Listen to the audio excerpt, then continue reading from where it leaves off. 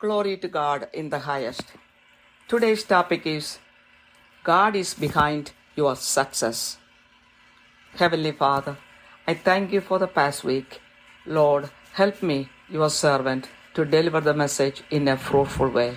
I pray in the name of Jesus. Amen.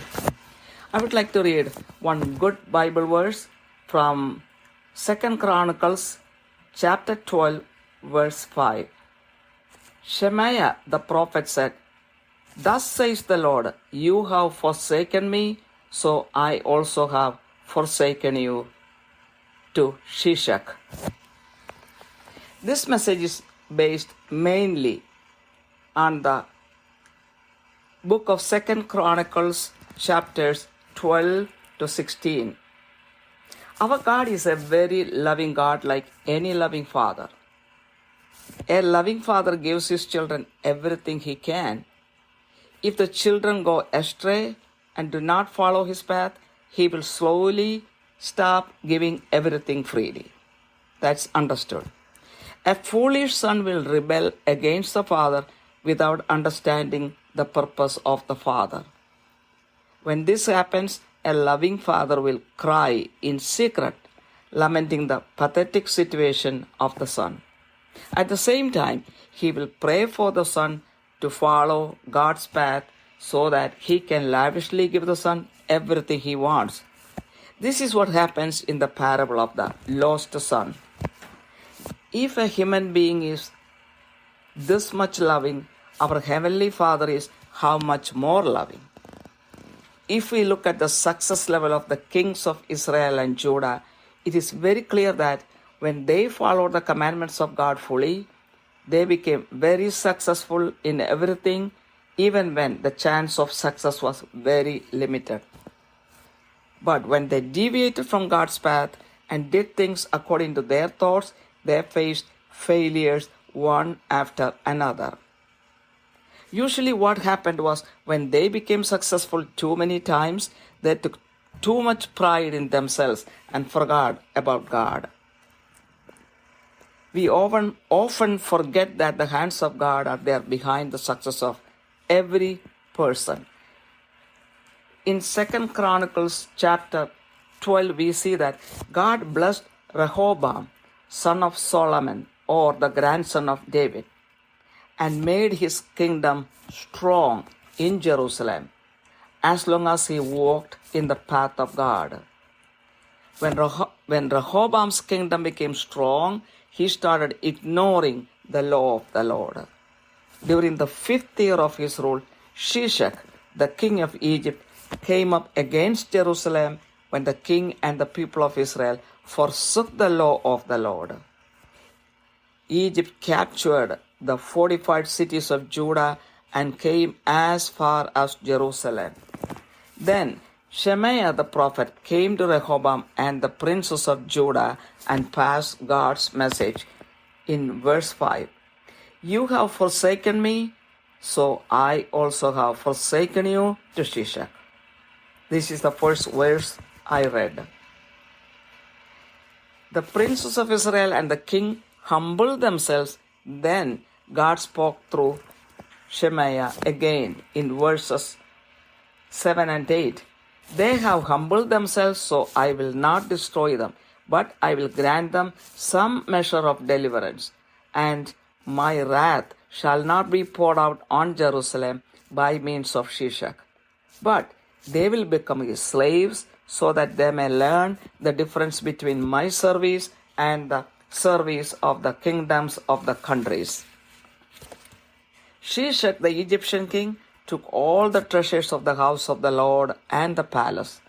He even took the golden shields which Solomon had made. God wanted to teach them a lesson that without him they would not succeed. He did not want to destroy them completely. King Rehoboam humbled himself and made shields of bronze and replaced them. In verse 12 it says, "And when he humbled himself, the anger of the Lord turned away from him, so as not to destroy him completely, and also conditions were good in Judah." and Rehoboam ruled for 17 years. Verse 14 says, he did evil because he did not set his heart to seek the Lord. If we go to chapter 13, we see Judah and Israel as two different kingdoms.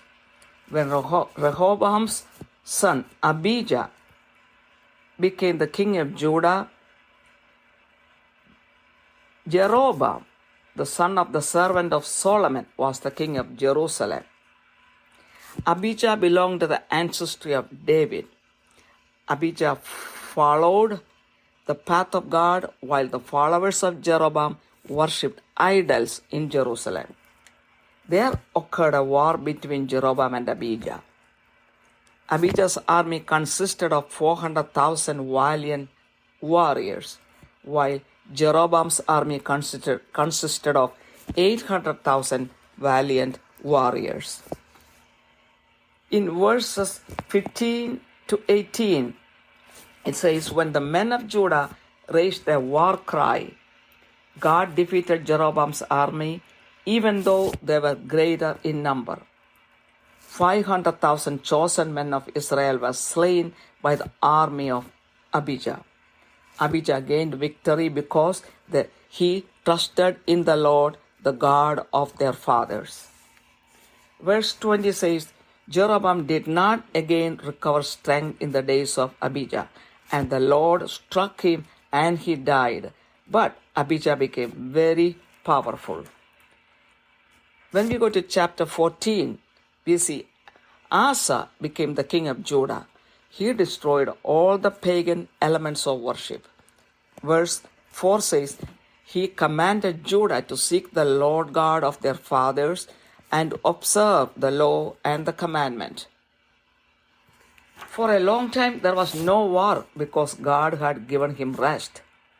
After a long time, the Ethiopians came up for a war with a multitude of army. Verse 11 says, then Asa called to the Lord his God and said, Lord, there is no one besides you to help in the battle between the powerful and those who have no strength.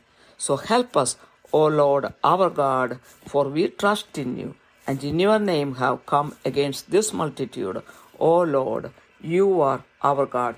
Let not man prevail against you.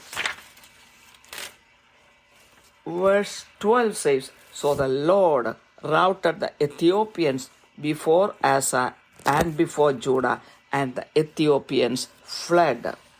When we go to chapter 15, it says, for 35 years, Asa did not have to face any war as he proclaimed the Lord everywhere. In chapter 16, it shows the failure of Asa because he did not depend fully on God during the last 6 years of his rule in Judah. The king of Israel came against him to isolate Judah. Instead of calling God for help, Asa bribed the king of Aram against the king of Israel by giving him silver and gold taken from the treasuries of the house of the Lord and the king's house. Verse 7 says, at that time Hanani the seer came to Asa and said to him, because you have relied on the king of Aram and have not relied on the Lord your God, therefore the army of the king of Aram has escaped out of your hand. Verse 9 says, for the eyes of the Lord move to and throughout the earth, that he may strongly support those whose heart is completely his. You have acted foolishly in this. Indeed, from now on, you will surely have wars. Asa got angry with the seer and put him in prison. He oppressed some of the people too. God got very displeased with Asa. As a consequence, Asa got a disease on his feet, which became very severe. Instead of seeking the Lord, he sought only physicians, and he died at the 41st year of his rule. When we go to the book of Joshua chapter 6, we see the fall of Jericho. Verse 2 says, The Lord said to Joshua, See, I have given Jericho into your hand with its king and the valiant warriors. The Lord gave instructions to Joshua how to march around Jericho for 7 days. Joshua gave instructions to the priests and others exactly according to what the Lord said. The Ark of the Covenant, or the presence of the Lord, was with them. They followed the instructions of the Lord. The wall of Jericho fell down flat and they conquered the city. When we go to Genesis chapter 39, we see the life of Joseph. From verses 2 to 5, we see the Lord was with Joseph so that he prospered, and he lived in the house of his Egyptian master Potiphar. When his master saw that the Lord was with Joseph and that the Lord gave him success in everything he did, Joseph found favor in his eyes and became his attendant. Potiphar put him in charge of his household, and he entrusted to his care everything he owned. From the time he put him in charge of his household and of all that he owned, the Lord blessed the household of the Egyptian because of Joseph. The blessing of the Lord was on everything Potiphar had, both in the house and in the field. Joseph was mistakenly put in the jail because of the immoral approach of Potiphar's wife. In verse 29 it says, But the Lord was with Joseph and extended kindness to him and gave him favor in the sight of the chief jailer. God gave Joseph the anointment to interpret dreams. Because of this anointment, the Pharaoh appointed him as the authority of the entire land of Egypt. If we look at David, we see that he trusted in the Lord entirely, and the Lord was with him wherever he went and gave him victory. Psalm 1 verses 1 and 2 says, Blessed is the one who does not walk in step with the wicked, or stand in the way that sinners take, or sit in the company of mockers, but whose delight is in the law of the Lord, and who meditates on his law day and night. Psalms 37 verse 4 says, Delight yourself in the Lord, and he will give you the desires of your heart. Psalms 112 verses 1 to 3 says, How blessed is the man who fears the Lord, who greatly delights in his commandments. His descendants will be mighty on earth. The generation of the upright will be blessed. Wealth and riches are in his house, and his righteousness endures forever. Psalms 128 verse 1 says, How blessed is everyone who fears the Lord, who walks in his ways. Deuteronomy chapter 8 verse 18 says, But remember the Lord your God, for it is he who gives you the ability to produce wealth, and so confirms his covenant which he swore to your ancestors as it is today. Proverbs 16:3 says, Commit your works to the Lord, and your plans will be established. Isaiah chapter 41 verse 10 says, God spoke to Isaiah, So do not fear, for I am with you. Do not be dismayed, for I am your God. I will strengthen you and help you. I will uphold you with my righteous right hand. Jeremiah 17 verse 7 says, But blessed is the one who trusts in the Lord, whose confidence is in him. Philippians 4 verse 13, Paul reveals the secret of his success. I can do all things through him who strengthens me. In conclusion, it is very important that we examine ourselves to see if we fully depend on God for everything, or we depend on our own strength. As the entire Bible establishes that without God we are powerless, There's no need of experimenting in our own life if we can succeed in our life without God. When I depended on my own ideas and mental power, there were failures. When I started depending fully on God, He worked miracles in my life. He started filling me with His peace, which the world cannot give me, as per Jesus said. If you experience failures and unhappiness in your life, start depending on God for everything. You will see miracles in your life. Romans 12 verse 2 says, "And do not conform to this world, but be transformed by the renewing of your mind, so that you may prove what the will of God is, that which is good and acceptable and perfect." Once you commit yourself to God, your anxieties and worries will be gone. Philippians chapter 4 verse 6 says, "Do not be anxious about anything, but in every situation, by prayer and petition, with thanksgiving, present your request to God." With this, the message ends. Heavenly Father, I glorify your name. Bless everyone who hears this message. Lord, help everyone who trusts in you and to lean on you for everything they do in life so that they can gain success. Thank you, Lord, for hearing the prayer. I pray in the precious name of Jesus Christ. Amen. ദൈവത്തിരുനാമത്തിന് മഹത്വമുണ്ടായിരിക്കട്ടെ. ഇന്നത്തെ ചിന്താവിഷയം ദൈവമാണ് നമ്മുടെ വിജയത്തിന്റെ പിന്നിൽ പ്രവർത്തിക്കുന്നത് എന്നുള്ളതാണ്. കാരുണ്യവാനായ സ്വർഗ്ഗസ്ഥ പിതാവേ, കഴിഞ്ഞ ഒരാഴ്ചയ്ക്കായി നന്ദി പറയുന്നു. ഇന്നത്തെ സന്ദേശം വേണ്ടതുപോലെ മറ്റുള്ളവരിലേക്ക് കൈമാറുവാൻ ഈ ദാസിയെ സഹായിക്കണമേ. യേശുവിന്റെ നാമത്തിൽ തന്നെ ആമേൻ. ആദ്യമായി ഒരു ദൈവവചനം വായിക്കട്ടെ. 2 ദിനവൃത്താന്തം 12:5. അപ്പോൾ ശെമയ പ്രവാചകൻ രഹോബയാമിന്റെയും ശീശക്ക് നിമിത്തം യെരൂശലേമിൽ കൂടിയിരുന്ന യഹൂദ പ്രഭുക്കന്മാരുടെ അടുക്കൽ വന്ന അവരോട്, യഹോവ ഇപ്രകാരം അരുളി ചെയ്യുന്നു, നിങ്ങൾ എന്നെ ഉപേക്ഷിച്ചതുകൊണ്ട് ഞാനും നിങ്ങളെ ശീശക്കന്റെ കയ്യിൽ ഏൽപ്പിച്ചിരിക്കുന്നു എന്ന് പറഞ്ഞു. ഈ സന്ദേശം ആധാരമായിരിക്കുന്നത് 2 ദിനവൃത്താന്തം 12 മുതൽ 16 വരെയുള്ള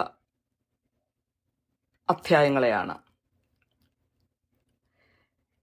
നമ്മുടെ ദൈവം വളരെ സ്നേഹവാനായ ഒരു ദൈവമാണ്. സാധാരണ ഒരു സ്നേഹമുള്ള പിതാവിനെ ഈ ഭൂമിയിൽ നോക്കിയാൽ മക്കൾക്ക് എല്ലാം ഇഷ്ടം പോലെ കൊടുത്ത് തൃപ്തരാക്കുന്നവരാണ്. എന്നാൽ മക്കൾ അവരുടെ വഴിവിട്ട് പോയി കഴിഞ്ഞാൽ, പിതാവിൻ്റെ ഇഷ്ടമല്ലാതെ വഴിവിട്ട് നടന്നു കഴിഞ്ഞാൽ, ആ പിതാവ് കൊടുക്കുന്നത് കുറച്ചൊക്കെ ലിമിറ്റ് ചെയ്യുന്നത് കാണാം.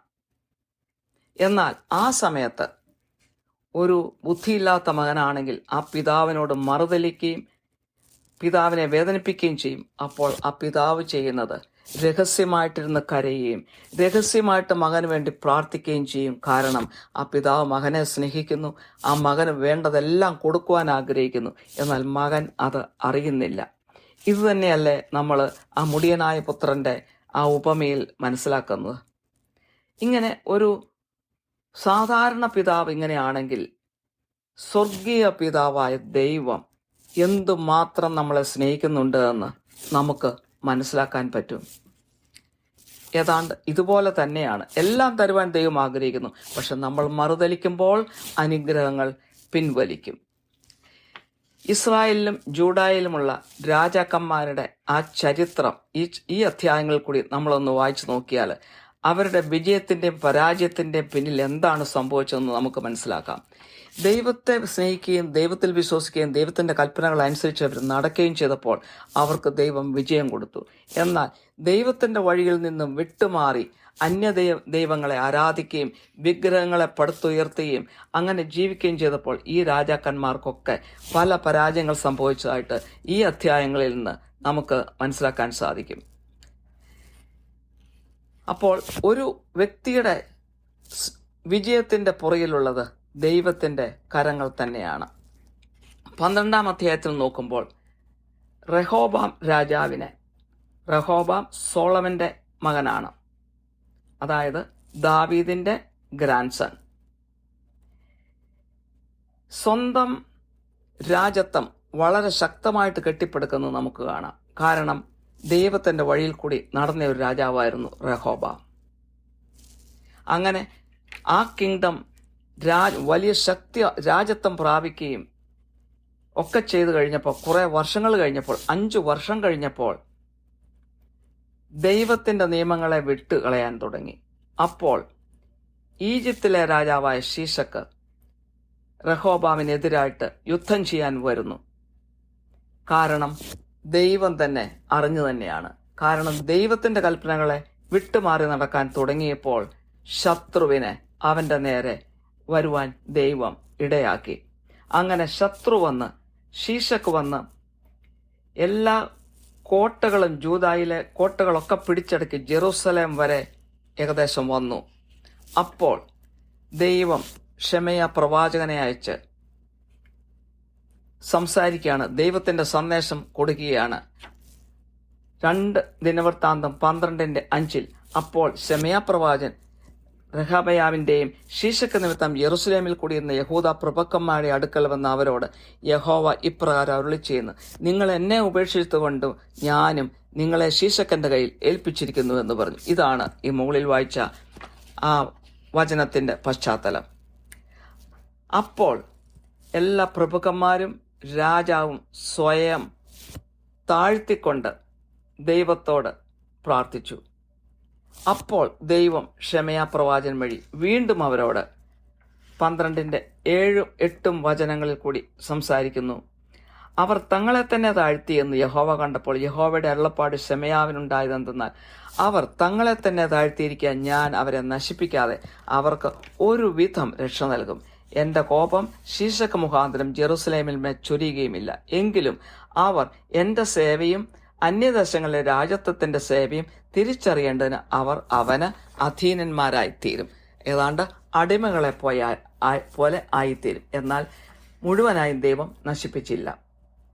ശീശക്ക് എന്ന ആ ഈജിപ്ഷ്യൻ രാജാവ് ദൈവത്തിന്റെ ആലയത്തിൽ കയറി സ്വർണം കൊണ്ടും അല്ലാതെ എല്ലാ വിലപ്പിടിപ്പുമുള്ള എല്ലാ നിധികളും എടുത്തുകൊണ്ടുപോയി രാജകൊട്ടാരത്തിൽ കയറി അവിടുന്ന് വിലപ്പിടിപ്പുള്ള എല്ലാം എടുത്തുകൊണ്ടുപോയി. സോളമൻ രാജാവ് ഉണ്ടാക്കിയ സ്വർണം കൊണ്ടുണ്ടാക്കിയ പരിചകൾ എടുത്തുകൊണ്ടുപോയി. ദൈവം അവരെ ഒരു പാഠം പഠിപ്പിക്കുവാനാണ് ആഗ്രഹിച്ചത്.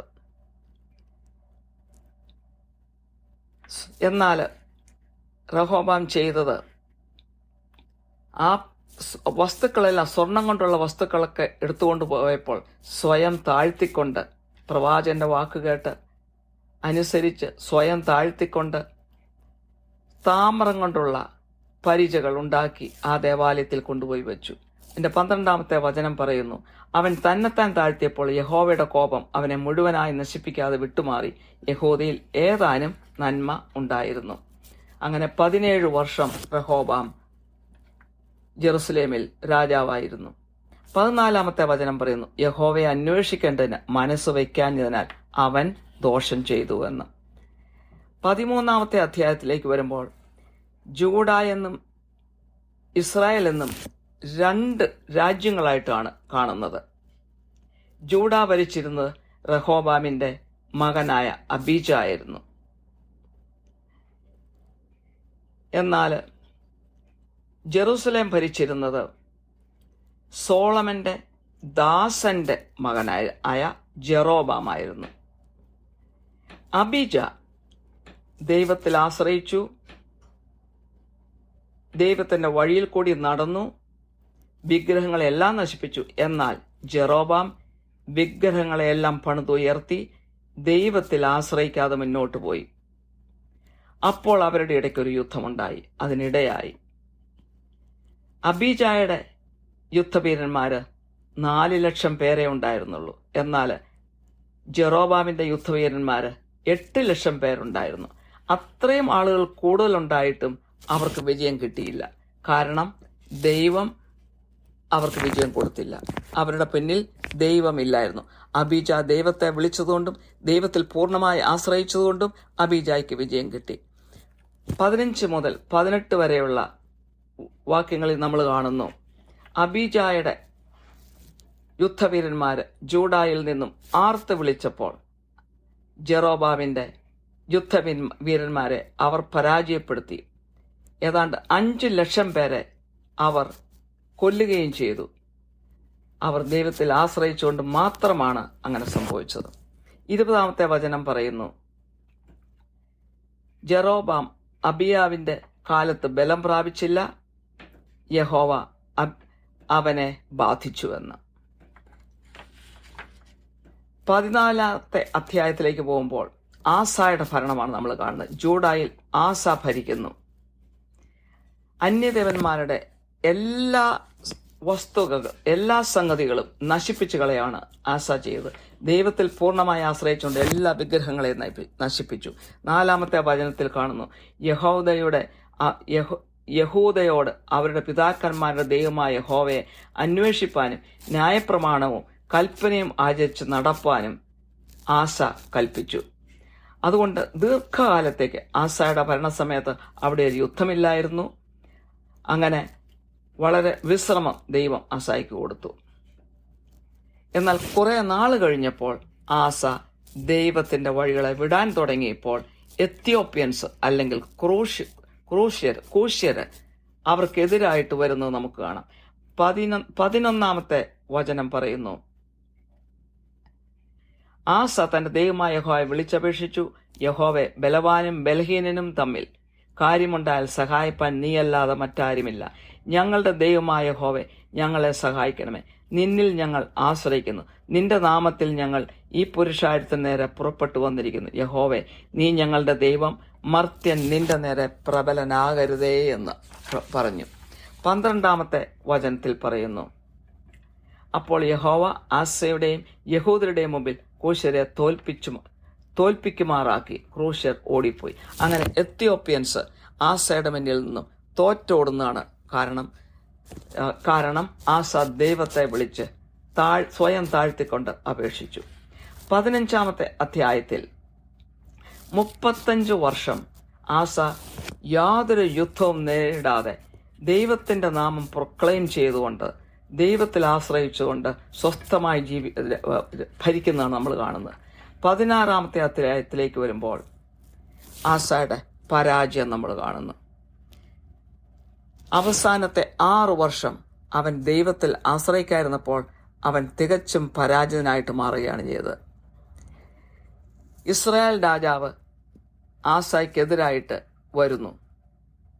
ദൈവത്തിൽ ആശ്രയിക്കുന്നതിന് പകരം അവൻ ചെയ്തത് അരാം രാജാവിന് കൈക്കൂലി കൊടുത്തുകൊണ്ട്, അതായത് ദേവാലയത്തിൽ നിന്നൊക്കെ എടുത്ത വിലപിടിപ്പുള്ള സംഗതികൾ കൊടുത്തുകൊണ്ട് മറ്റേ രാജാവിന് എതിരായിട്ട് അവൻ തിരിയുന്നു.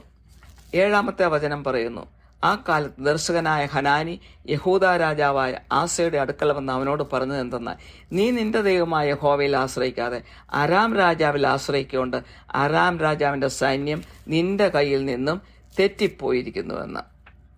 9-ാമത്തെ വചനം പറയുന്നു, യഹോവയുടെ കണ്ണ് താങ്കൾ ഏകാഗ്രചിത്തന്മാരായിരിക്കുന്നവർക്ക് വേണ്ടി തന്നെത്താൻ ബലവാനെന്ന് കാണിക്കേണ്ടതിന് ഭൂമിയിൽ എല്ലായിടവും ഊടാടിക്കൊണ്ടിരിക്കുന്നു. ഇതിൽ നീ പോഷത്വം പ്രവർത്തിച്ചിരിക്കുന്നു. ഇനി നിനക്ക് യുദ്ധങ്ങൾ ഉണ്ടാകുമെന്ന്. അപ്പോൾ ഈ ദീർഘദർശിയോട് ആസായിക്ക് വളരെയധികം അരിശം തോന്നുകയും അവനെ ജയിലിലടയ്ക്കുകയും ചെയ്തു. തന്നെയുമല്ല, മറ്റനേകം ജനങ്ങളെ അവൻ പീഡിപ്പിക്കുകയും ചെയ്തു. അപ്പോൾ ദൈവത്തിന് വളരെ അപ്രീതി ഉണ്ടായി.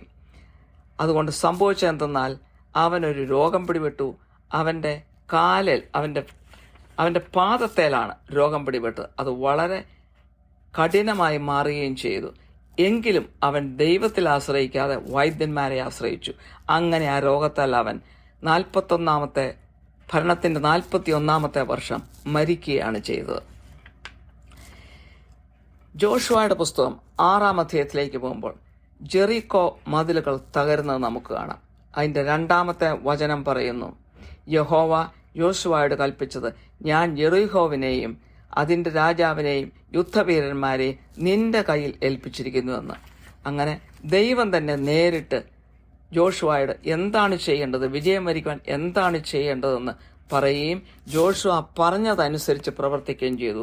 അവർ 7 ദിവസം ജെറിക്കോ മതിലുകൾക്ക് ചുറ്റും നടക്കുകയും ദൈവം പറഞ്ഞതുപോലെ എത്ര പ്രാവശ്യം പോകാൻ പറഞ്ഞോ അത്രയും പ്രാവശ്യം പോവുകയും പുരോഹിതന്മാർക്കെല്ലാം നിർദ്ദേശം കൊടുക്കുകയും അവരെല്ലാവരും പറഞ്ഞതുപോലെ തന്നെ ചെയ്യുകയും ചെയ്തു. അങ്ങനെ ദൈവത്തെ പ്രസാദിപ്പിച്ചതുകൊണ്ട് 7-ാമത്തെ ദിവസം ഈ മതിലുകൾ, ജെറീക്കോ മതിലുകൾ തകർന്നു വീഴുകയും അവർ ആ പട്ടണം പിടിച്ചടക്കുകയും ചെയ്യുന്നു. ഉൽപ്പത്തി പുസ്തകം 39-ാമത്തെ അധ്യായത്തിലേക്ക് പോയാൽ ജോസഫിന്റെ വിജയം നമുക്ക് കാണാം. ദൈവം എപ്പോഴും ജോസഫിനോടുകൂടി ഉണ്ടായിരുന്നു. കാരണം ജോസഫ് ദൈവത്തിൽ എപ്പോഴും ആശ്രയിച്ചിരുന്നു. അങ്ങനെ സ്വന്തം മാസ്റ്ററിന്റെ ഭവനത്തിൽ തന്നെയാണ് ജോസഫ് താമസിച്ചിരുന്നത്. മാസ്റ്ററുടെ പേര് പൊത്തിഫർ എന്നായിരുന്നു. പൊത്തിഫറിന് തന്നെ ജോസഫിന്റെ സാന്നിധ്യം വലിയ അനുഗ്രഹമായിരുന്നു.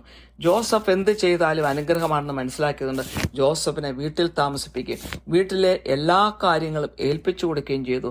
ജോസഫ് വീട്ടിലുണ്ടായിരുന്നുകൊണ്ട് പൊത്തിഫറിന് എല്ലാ മേഖലയിൽ തന്നെ വിജയം വരിക്കുവാൻ സാധിച്ചു.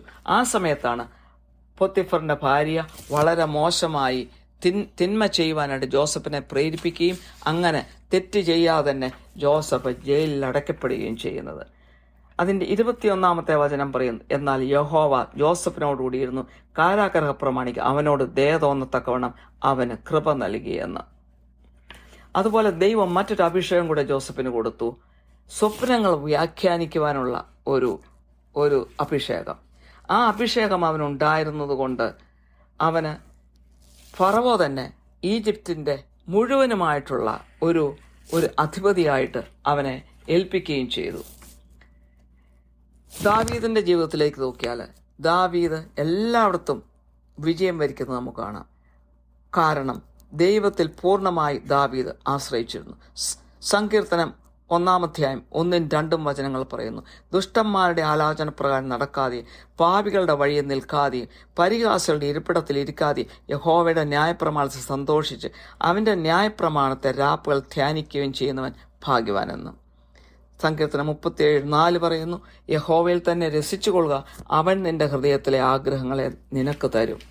സങ്കീർത്തനം 112:1-3 വരെ പറയുന്നു, യഹോവയെ സ്തുതിപ്പിൻ, യഹോവയെ ഭയപ്പെട്ട് അവന്റെ കൽപ്പനകളിൽ ഏറ്റവും ഇഷ്ടപ്പെടുന്ന മനുഷ്യൻ ഭാഗ്യവാൻ. അവന്റെ സന്തതി ഭൂമിയിൽ ബലപ്പെട്ടിരിക്കും. നേരുള്ളവരുടെ തലമുറ അനുഗ്രഹിക്കപ്പെടും. ഐശ്വര്യവും സമ്പത്തും അവന്റെ വീട്ടിലുണ്ടാകും. അവന്റെ നീതി എന്നേക്കും നിലനിൽക്കുന്നു. സങ്കീർത്തനം 128:1, യഹോവയെ ഭയപ്പെട്ട് അവന്റെ വഴികളിൽ നടക്കുന്ന ഏവനും ഭാഗ്യവാൻ. ആവർത്തന പുസ്തകം 8:18 പറയുന്നു, നിന്റെ ദൈവമായ യഹോവയെ നീ ഓർക്കണം, നിന്റെ പിതാക്കന്മാരോട് സത്യം ചെയ്ത നിന്റെ നിയമം ഇന്നുള്ളതുപോലെ ഉറപ്പിക്കേണ്ടതിന് അവനല്ലോ നിനക്ക് സമ്പത്തുണ്ടാക്കുവാൻ ശക്തി തരുന്നത്. പ്രോവർബ്സ് 16:3 സദൃശവാക്യങ്ങൾ അല്ലെങ്കിൽ സുഭാഷിതങ്ങൾ 16:3, നിന്റെ പ്രവൃത്തികളെ യഹോവയ്ക്ക് സമർപ്പിക്കുക, എന്നാൽ നിന്റെ ഉദ്ദേശങ്ങൾ സാധിക്കും. ഐശയ്യാ 41:10 പറയുന്നു, ഞാൻ നിന്നോടുകൂടിയുണ്ട്, ഭ്രമിച്ചു നോക്കേണ്ട, ഞാൻ നിന്റെ ദൈവമാകുന്നു, ഞാൻ നിന്നെ ശക്തീകരിക്കും, ഞാൻ നിന്നെ സഹായിക്കും, എന്റെ നീതിയുള്ള വലം കൈകൊണ്ട് ഞാൻ നിന്നെ താങ്ങുമെന്ന്. ജെറമ്യാ 17:7, യഹോവയിൽ ആശ്രയിക്കുകയും യഹോവ തന്നെ ആശ്രയമായിരിക്കുകയും ചെയ്യുന്ന മനുഷ്യൻ ഭാഗ്യവാൻ. ഫിലിപ്പീൻസ് 4:13 വിജയത്തിന്റെ രഹസ്യം എന്താണെന്ന് പൗലോസ് പറയുകയാണ്, എന്നെ ശക്തനാക്കുന്നതിന് മുഖാന്തരം ഞാൻ സകലത്തിനും മതിയാകുന്നുവെന്ന്. കൺക്ലൂഷനായി പറഞ്ഞാൽ നമ്മളിലേക്ക് തന്നെ തിരിഞ്ഞു നോക്കിയാൽ നമുക്കറിയാം, നമ്മൾ ദൈവത്തിൽ ആശ്രയിക്കുന്ന സമയത്ത് നമ്മൾക്ക് വിജയം കിട്ടും. എന്നാൽ നമ്മൾ നമ്മുടെ തന്നെ ശക്തിയിൽ ആശ്രയിച്ചാൽ നമുക്ക് വിജയം കൈവരിക്കാൻ സാധിക്കുകയില്ല എന്ന്. ബൈബിളിലെ അനേക സംഭവങ്ങളിലേക്ക് നോക്കുമ്പോൾ സ്വന്തം ശക്തിയിൽ ആശ്രയിച്ചവർ പരാജിതരായി നമ്മൾ കാണുന്നു. എന്നാൽ ദൈവത്തിന്റെ ശക്തിയിൽ ആശ്രയിക്കുന്നവരെ വിജയപ്രദമായി ജീവിക്കുന്നത് നമ്മൾ കാണുന്നു. ഇത്രയും നമ്മൾ മനസ്സിലാക്കിയ സ്ഥിതിക്ക് ഇനി ജീവിതത്തിൽ നമ്മൾ പരീക്ഷിച്ച് നോക്കേണ്ട ആവശ്യമുണ്ടോ? സ്വന്തം ശക്തിയിൽ ആശ്രയിച്ച് വിജയം വരിക്കാൻ സാധിക്കുമോ എന്ന് പരീക്ഷിച്ച് നോക്കേണ്ട ആവശ്യം ഇല്ല എന്ന് തന്നെയാണ് ഞാൻ വിശ്വസിക്കുന്നത്. എൻ്റെ ജീവിതത്തിലേക്ക് ഞാൻ തിരിഞ്ഞു നോക്കുമ്പോൾ ദൈവത്തെ ആശ്രയിക്കാതെ സ്വന്തം ശക്തിയിൽ ആശ്രയിച്ച സമയം മുഴുവൻ പരാജയങ്ങളായിരുന്നു. എന്നാൽ എന്ന് ദൈവത്തിൽ ആശ്രയിക്കാൻ തുടങ്ങിയോ, ഞാൻ പറയുന്നു 1995 മുതൽ, അന്ന് മുതൽ എനിക്ക് വിജയമാണ് സംഭവിച്ചിട്ടുള്ളത്. കാരണം ദൈവത്തിൽ പൂർണ്ണമായി ഞാൻ എൻ്റെ ജീവിതത്തെ ഫലമേൽപ്പിച്ചു. അപ്പോൾ നമ്മുടെ ജീവിതത്തിൽ പരാജയങ്ങൾ ഉണ്ടാകുകയും സന്തോഷമില്ലായി ഉണ്ടാകുകയും ചെയ്യുമ്പോൾ പുറകോട്ട് തിരിഞ്ഞ് നോക്കുക. ഞാൻ ആരിലാണ് ആശ്രയം വെച്ചിരിക്കുന്നത്? ഞാൻ എന്നിൽ തന്നെയാണോ ആശ്രയിക്കുന്നത്, അതോ ഞാൻ ദൈവത്തിലാണോ ആശ്രയിക്കുന്നതെന്ന് ദൈവത്തിന് പൂർണ്ണമായി വിട്ടുകൊടുത്താൽ ജീവിതത്തിൽ അത്ഭുതങ്ങൾ തന്നെ സംഭവിക്കും. അതിന് ഉറപ്പുണ്ട്. റോമൻസ് 12:2 പറയുന്നു, ഈ ലോകത്തിന് അനുരൂപമാകാതെ നന്മയും പ്രസാദവും പൂർണ്ണതയുമുള്ള ദൈവഹിതം ഇന്നതെന്ന് തിരിച്ചറിയേണ്ടതിന് മനസ്സ് പുതുക്കി രൂപാന്തരപ്പെടുവിൻ. നമ്മൾ ദൈവത്തിന് ഒരിക്കൽ നമ്മളെ തന്നെ അടിയറ വെച്ച് ഏൽപ്പിച്ചു കൊടുത്താൽ നമ്മുടെ എല്ലാ ആങ്സൈറ്റീസും വറീസും, അതായത് ആകുലതകൾ മുഴുവൻ നമ്മളിൽ നിന്ന് മാറിപ്പോവും. ഫിലിപ്പൈൻസ് 4:6 അവസാനമായി പറയുന്നു, ഒന്നിനെക്കുറിച്ചും വിചാരപ്പെടരുത്, എല്ലാറ്റിലും പ്രാർത്ഥനയാലും അപേക്ഷയാലും നിങ്ങളുടെ ആവശ്യങ്ങൾ സ്തോത്രത്തോടുകൂടി ദൈവത്തോട് അറിയിക്കുകയത്രേ വേണ്ടത്. കാരുണ്യവാനായ സ്വർഗ്ഗസ്ഥ പിതാവേ, ഈ സന്ദേശം കേൾക്കുന്ന എല്ലാവരെയും അനുഗ്രഹിക്കണമേ. അങ്ങിൽ പൂർണ്ണമായി വിശ്വാസം അർപ്പിച്ചുകൊണ്ട് ജീവിക്കുവാനും അങ്ങനെ ജീവിതത്തിൽ വിജയം വരിക്കുവാനും എല്ലാവരെയും സഹായിക്കണമേ. മാനവും മഹത്വവും അവിടത്തേക്ക് തരുന്നു. യേശു ക്രിസ്തുവിന്റെ വിലയേറിയ നാമത്തിൽ തന്നെ. ആമേൻ.